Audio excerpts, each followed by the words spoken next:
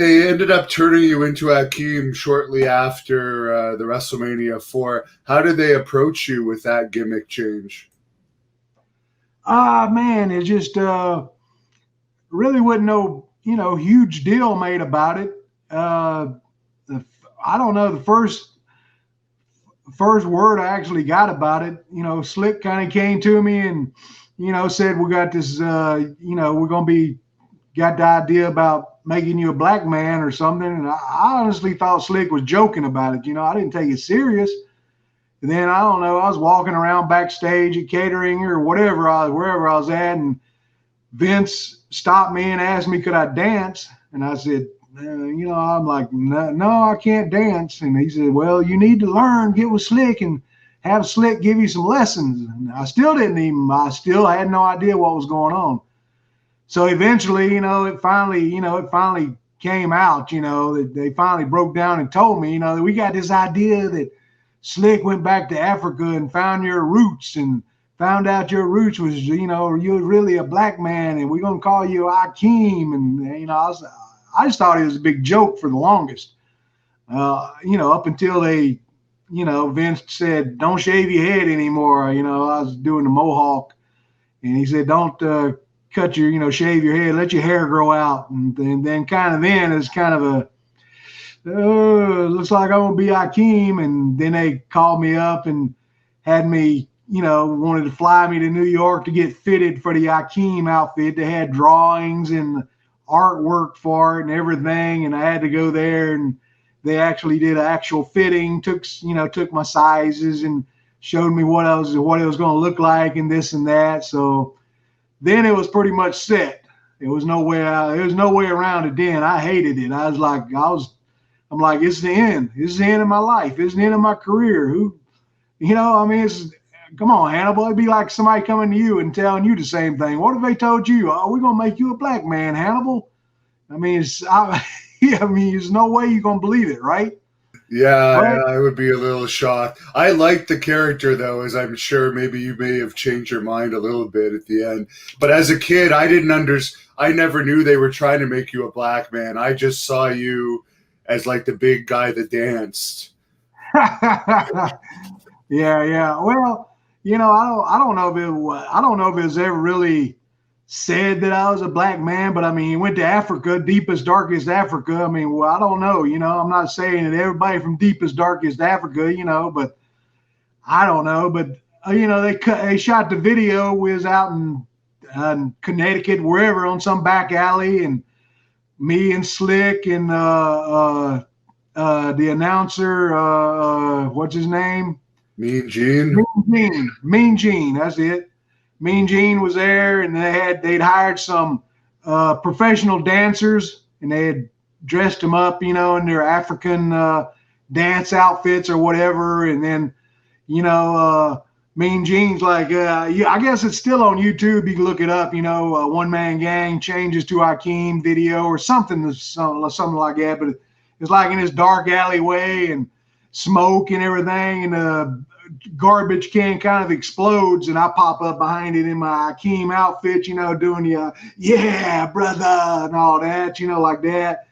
And Slick's there, telling Mean Gene, from now on, it's no longer One Man Gang, it's Akeem, from deepest, darkest Africa. And Mean Gene's like, what's he talking about?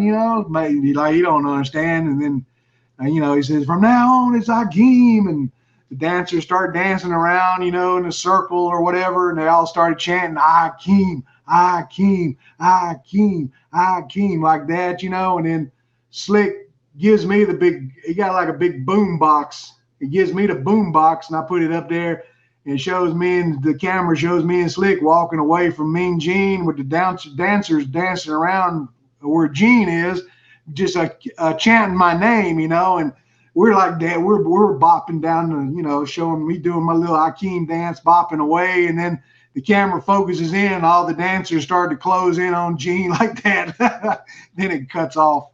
So that was the actual intro video, because I'd always wondered. I asked Vince, how are you going to explain, One Man Gang just shows up and he's Akeem? And he goes, no, we got that taken care of. Don't worry about that. We know what we're doing. And that's what they did. And then from then on, I was Akeem. One Man Gang was never mentioned again. How did the pay work when they brought you for a video shoot like that? Was that considered $50 TV pay, That or was considered zero pay. okay? Nothing but zero.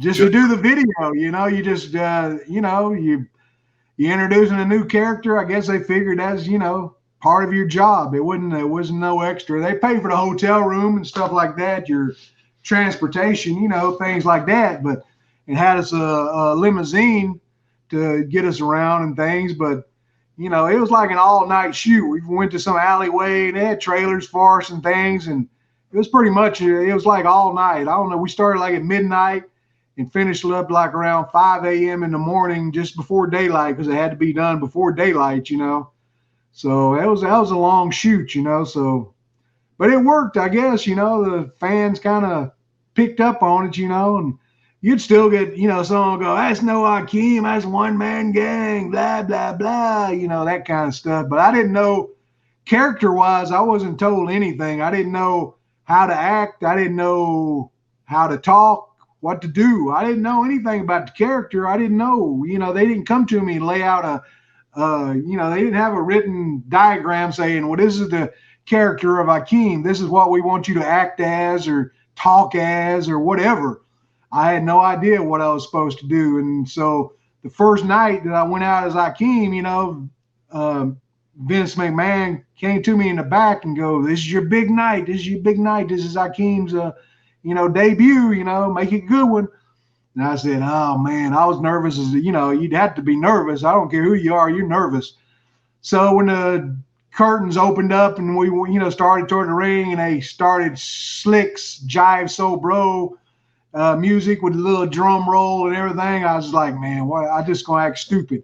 I'm just gonna act as stupid as I can act. So I started moving my hands, and doing a little dance, almost like the bushwhacker walk. You remember the bushwhacker walk? I was just moving my hands and doing this and doing that. I had no idea what I was doing.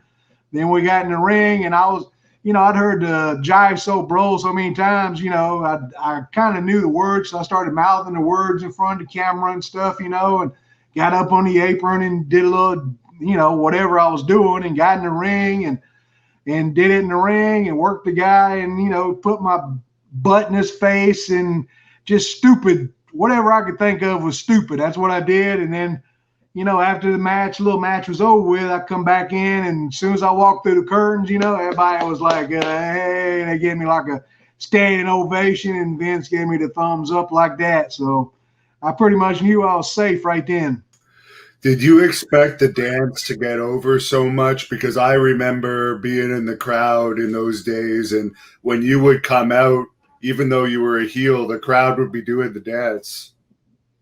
No, not at all, man. You think anybody expects anything to get over? You don't. I mean, you think Steve Austin expected 316 to get over like it did, or any of them other things? No, I didn't. I had no idea. I was just doing it because it was Akeem. That's the only thing I could think of to do. And, the crowd eventually, I guess if you show it to them enough, they start picking up on it. So you look out in the crowd, and the crowd would be like moving around with you and doing their little thing. And so, I'd give them the little high sign like that, or whatever. And, like Slick and I talked about it and said, and instead of turning Big Boss Man baby face, we feel that maybe they should have turned Akeem baby face, because Akeem, could have been easy baby face, but didn't go that way. But, it was still good. This is the word I got before Akeem actually debuted and started. This is what was the pressure was put on me. Vince McMahon actually said, he says, George, he didn't ever call me by my gimmick name. It was always, your real name, George. George, I have a spot in my company for Akeem, but I don't have a spot for the One Man Gang. So that's that's a lot of pressure, man. If you don't get that, if that character don't work for you, you're out on the street, right? So luckily it worked.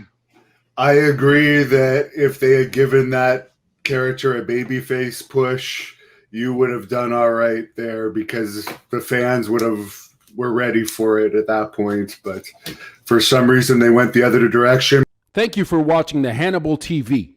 Please like this video if you enjoyed it and click the subscribe button to not miss any of our latest shoot interviews, match videos, or news updates. Support us on patreon.com for $1.99 a month to watch our full shoot interviews ad-free and help our channel grow. Follow us on Twitter at the Hannibal TV for instant updates.